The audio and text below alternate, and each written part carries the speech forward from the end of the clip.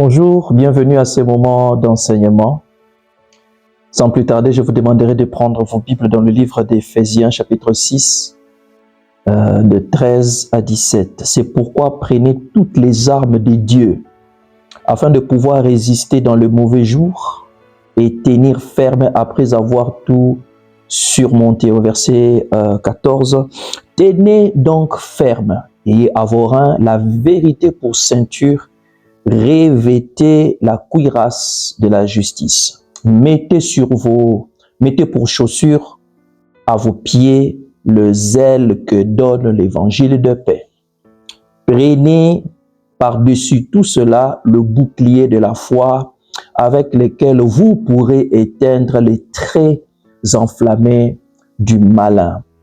Au verset 17, prenez aussi le casque du salut et l'épée de l'esprit qui est la parole de Dieu. Nous allons prendre aussi le livre, ça serait une longue lecture, n'est-ce pas? Nous prendrons le livre de 1 Samuel chapitre 17. Nous allons prendre le verset 10. Ensuite, nous allons sauter, prendre de 37 à 40 et après nous prendrons de 45 à 49. Amen. Nous allons prendre les parties qui nous seront donc salutaires. 1 Samuel 17 au verset 10, le Philistin dit encore, « Je jette en ce jour un défi à l'armée d'Israël. Donnez-moi un homme et nous nous battrons ensemble. » Du verset 37 au verset 40, David dit encore, « L'Éternel qui m'a délivré de la griffe du lion et de la patte de l'ours, me délivrera aussi de la main de ce Philistin. » Saül dit à David, « Va et que l'Éternel soit avec toi. » Au verset 38, Saül fit mettre ses vêtements à David. Il plaça sur sa tête un casque d'airain et il le revêtit d'une cuirasse. Verset 39, David ceignit l'épée de Saül par-dessus ses habits et voulut marcher car il n'avait pas encore essayé. Mais il dit à Saül, je ne puis marcher avec cette armure. Je n'y suis pas habitué, et il s'en débarrassa. Oh, j'aimerais que tu soulignes, et il s'en débarrassa. Au verset 40, il prit en main son bâton, choisit dans le torrent 5 pierres polies, le mit dans le gibecière de berger et dans sa poche, puis sa fronde à la main, il s'avança contre le Philistin. Permettez-moi d'achever ma lecture, donc toujours dans le livre de 1 Samuel chapitre 17, du verset 45 à 49, David dit aux Philistins, « Tu marches contre moi avec l'épée et la lance et le javelot, et moi je marche contre toi au nom de l'Éternel des armées, du Dieu de l'armée d'Israël que tu as insulté. » Soulignez le terme insulté. Aujourd'hui, pas demain. Aujourd'hui, n'est-ce pas, l'Éternel te livrera entre mes mains, je t'abattrai, je te couperai la tête. Aujourd'hui, oh, dis avec moi aujourd'hui. Aujourd'hui, je donnerai les cadavres du camp des Philistins aux oiseaux du ciel et aux bêtes de la terre. Toute la terre saura qu'Israël a un Dieu. Au verset 47, et toute cette multitude saura que ce n'est ni par l'épée, ni par la lance que l'Éternel sauve, car la victoire appartient à l'Éternel. Et il vous livre entre vos mains. Alléluia. Au verset 48, aussitôt que le Philistin s'est mis en mouvement pour marcher au devant de David, David courut. Dis avec moi, David courut. David courut sur le champ de bataille à la rencontre du Philistin.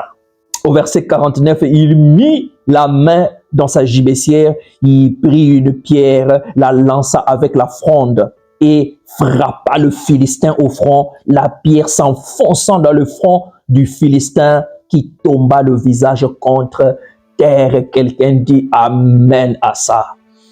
Alors pendant une bonne quinzaine de minutes, j'aimerais que nous puissions partager sur cette merveilleuse pas une quinzaine, une vingtaine de minutes. Nous voulons partager sur cette continuité de ce grand voyage que nous avons eu à démarrer la dernière fois. Nous étions en train de parler de pourquoi et comment engager les armes spirituelles. Dans la chronologie, ça serait la troisième intervention, mais qu'il me soit permis de partager avec vous une pensée assez particulière pour ce soir, le manuel d'utilisation des armes spirituelles. Le manuel d'utilisation des armes spirituelles. Alléluia. Mes frères, il est très important de parler des armes spirituelles. C'est une très bonne chose, mais je crois qu'il est mieux de savoir comment s'en servir. À quoi ça servirait de parler des armes spirituelles si nous-mêmes, nous ne savons pas s'en servir, mes frères? Et j'aimerais, par la grâce de Dieu, il y en a plusieurs exemples, mais qu'il me soit permis de parler de notre aîné que nous appelons et que nous aimons bien, le roi David. Alléluia. Dans la Bible, il y a plusieurs exemples, mais qu'il me soit permis de parler de David, la manière dont cet homme a pu utiliser les armes spirituelles. Dans l'Ancien Testament, mais ce gars avait déjà la révélation de ce qui va se passer dans le Nouveau Testament. Alléluia. Si nous sommes en train de très bien observer, sur base de ce que nous avons lu et de ce que nous avons vu les deux premières séances, sur Éphésiens chapitre 6, la Bible nous parle les armes. Nous avons dit que sur ces armes, il y en a une bonne partie qui sont défensives, il y en a une qui est offensive qu'on appelle l'épée. Alléluia. L'épée qui est la parole de Dieu. Alléluia.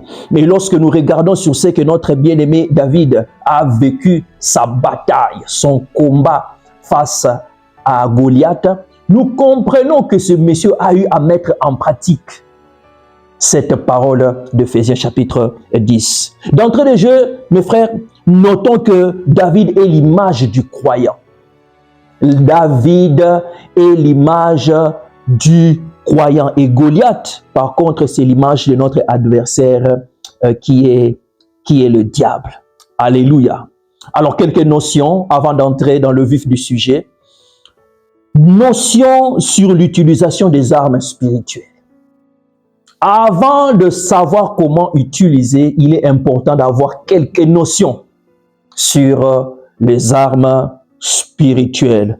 Premièrement, notons que votre adversaire, c'est le diable et non votre frère, et non votre sœur, et non votre conjointe, et non votre conjoint, et non le camarade de la classe ou collègue de travail. C'est pas lui, c'est pas elle votre adversaire.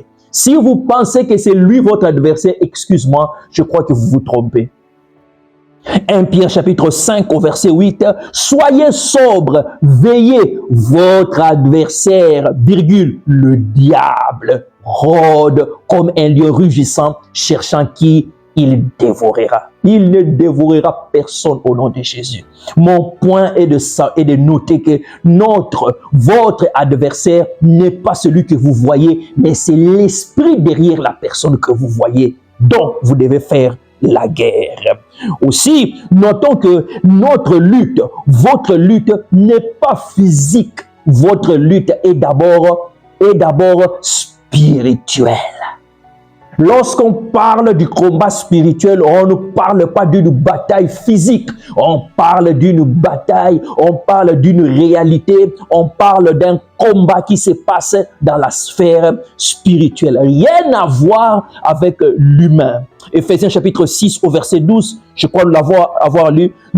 Car nous n'avons pas à lutter contre la chair et le sang, mais contre les dominations. Vous avez bien entendu, les dominations, ce sont des esprits. Les dominations contre les autorités, contre les princes de ce monde, contre les esprits méchants dans les lieux célestes. Les esprits méchants dans le lieu céleste. Paul est en train de te signifier que lorsque tu veux te mettre dans ce qu'on appelle un bataille ou combat spirituel, une chose que tu dois te rendre compte de ça, même si tu ressens des réalités, tu ressens des sensations dans ta chair, n'oublie pas une chose, le combat est d'abord spirituel, rien à voir avec le physique. Alléluia. Notez aussi que c'est dans la prière que le croyant utilise les armes spirituelles. Les armes spirituelles ne s'utilisent pas dans des discussions. Mes frères, les armes spirituelles s'utilisent dans la prière. Vous ne pouvez pas parler des armes spirituelles sans avoir mentionné la prière. La prière est donc indispensable pour toute utilisation des armes spirituelles. Notez aussi, mes frères, les deux objectifs des armes spirituelles. Pourquoi nous utilisons les armes spirituelles? Nous utilisons les armes spirituelles, l'apôtre lui-même le dit dans le verset 13 du chapitre 6. Il dit, c'est pourquoi prenez toutes les armes de Dieu. Afin, première raison d'utilisation, afin de pouvoir résister dans le mauvais jour. De tenir ferme après avoir tout surmonté. Que vous le vouliez ou pas, il y aura des jours assez bizarres qui peuvent venir. Mais pour que vous puissiez tenir ferme, pour que vous ne puissiez pas lâcher prise, Paul te dit, il y a les armes spirituelles dont tu en auras besoin. Fais tout ce que tu veux. Dis comme il te semble bon de dire, mais sache que les armes spirituelles, tu en auras besoin. En d'autres termes, ne méprise pas les armes spirituelles. Ne néglige pas, ne manque pas du respect aux armes spirituelles. Tu en auras besoin. Vous en aurez besoin. Vous en aurez besoin. Et le besoin que vous aurez de ces armes spirituelles, ça serait précisément pour résister au mauvais jour. Ça veut dire, le mauvais jour, ça peut arriver à tout enfant de Dieu.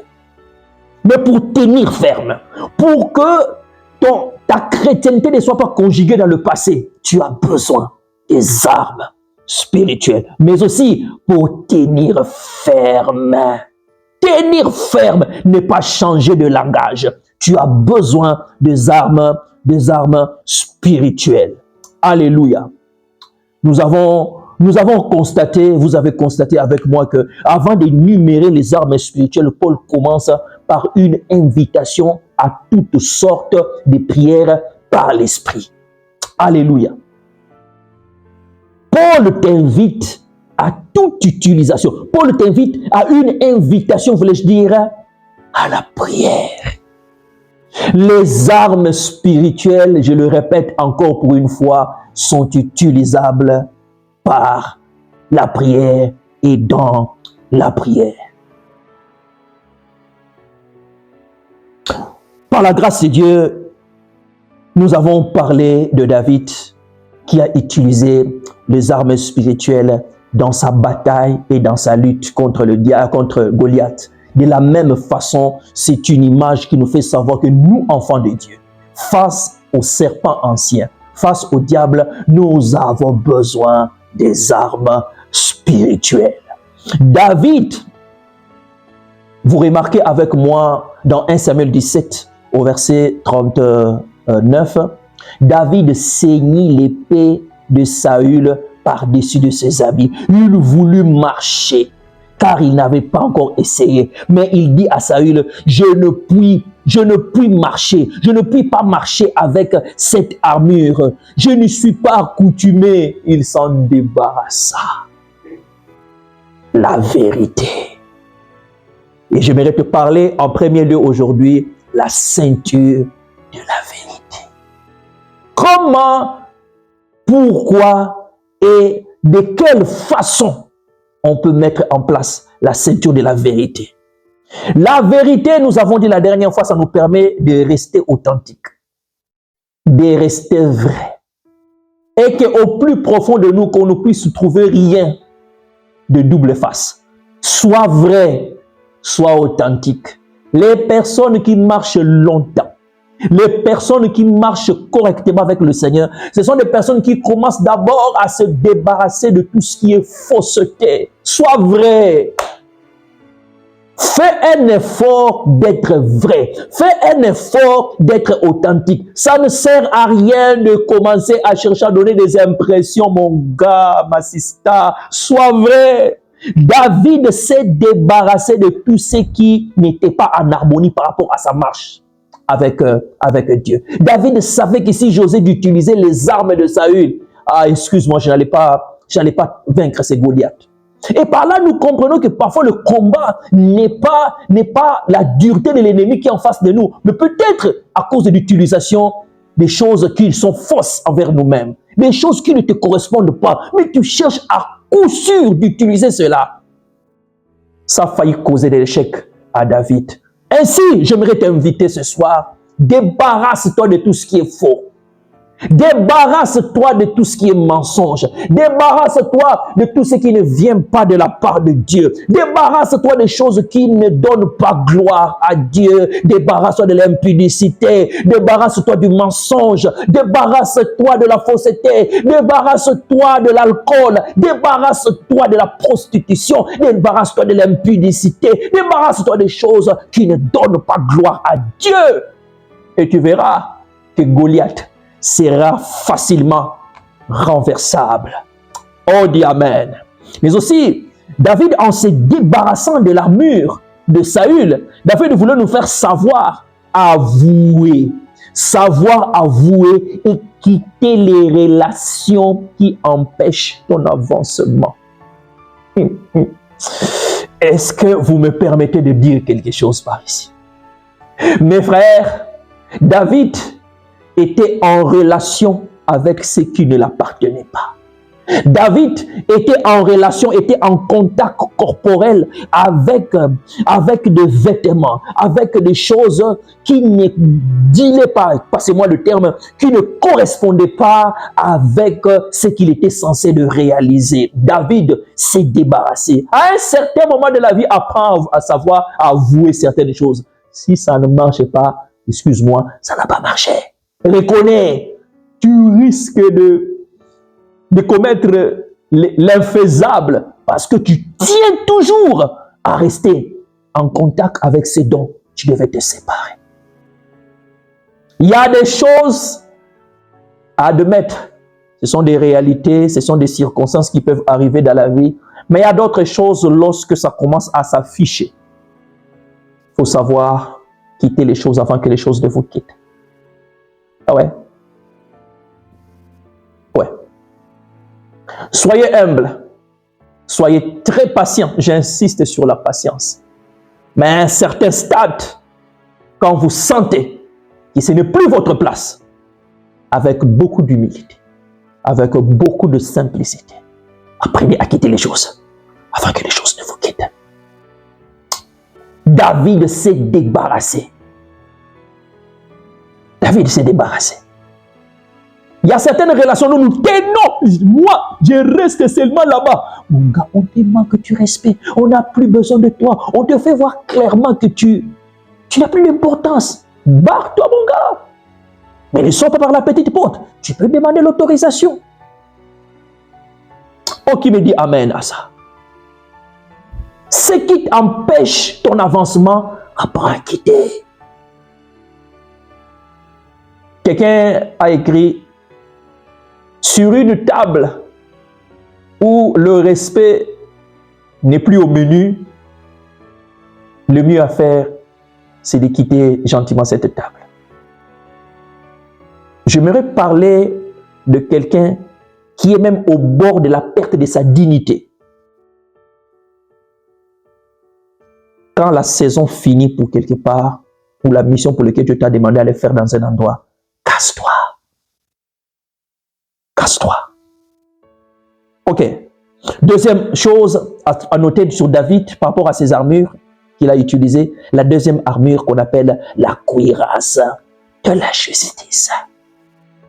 La cuirasse de la justice.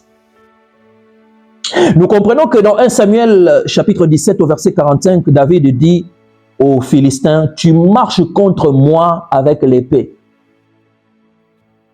la lance et le javelot. Et moi, je marche contre toi au nom de l'Éternel des armées, du Dieu de l'armée d'Israël que tu as insulté. Notez bien le terme insulté. Je me suis renseigné, je ne suis pas juriste, je me suis renseigné, j'ai découvert que une insulte devant la Cour française de justice est sanctionnée entre 750 € et 45 000 € d'amende. C'est pas fini, hein? Plus 1 an d'emprisonnement. Vous vous rendez compte? Juste une insulte, on peut écoper une peine de 750 à 45 000 €, juste pour une insulte, avec 1 année d'emprisonnement. Ça, c'est la Cour française de justice.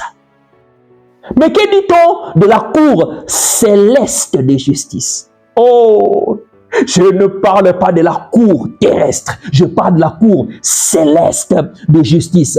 La cour céleste de justice ne sanctionne pas des amendes d'argent, non. Lui, la cour, cette cour, elle sanctionne par la peine de mort. David savait que le combat venait de s'achever. Le fait que ce monsieur, il a osé insulter le Dieu de l'armée d'Israël. Car on n'insulte pas le Dieu d'Israël. On n'insulte pas Dieu. David savait que le fait d'insulter le Dieu d'Israël, c'était déjà, il était tombé dans le piège. Il était coupable. Il était coupable. Et devant la justice, quand 2 personnes sont en confrontation, la personne qui insulte est déjà condamnée. L'autre, il est facilement innocenté. David savait le fait d'insulter le Dieu de l'armée d'Israël faisait de lui juste et faisait de l'autre, le Goliath, condamné. David savait qu'il était devenu acquitté. Il était certain de son acquittement parce que c'est l'autre qui a insulté. On dit amen à ça. J'étais en train de vous parler la dernière fois en ce qui concerne la justice. C'est Jésus-Christ de Nazareth.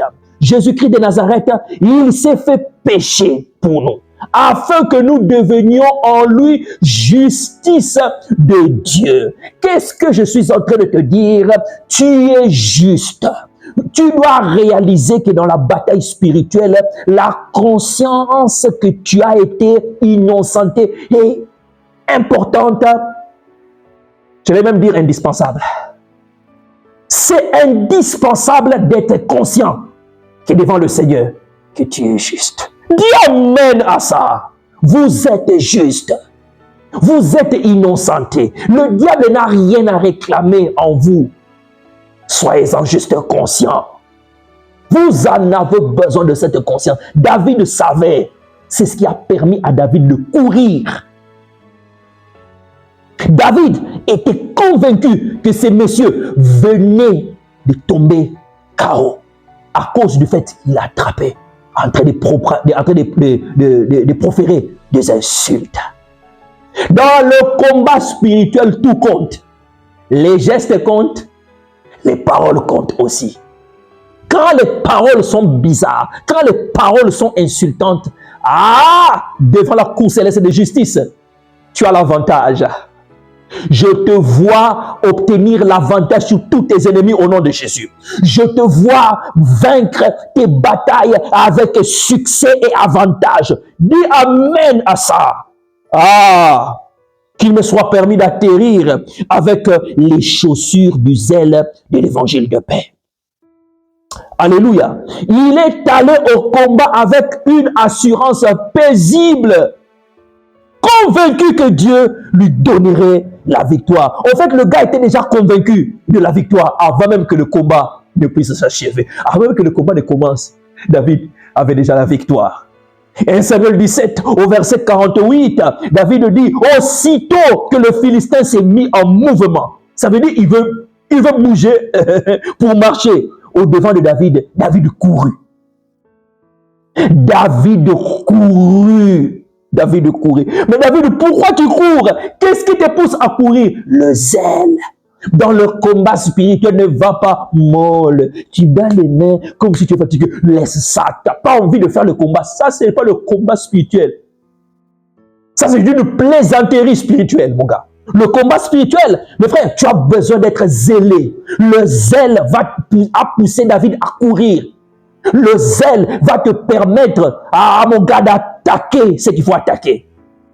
Le zèle nous aide à résister dans le mauvais jour. Parce que c'est une armure spirituelle.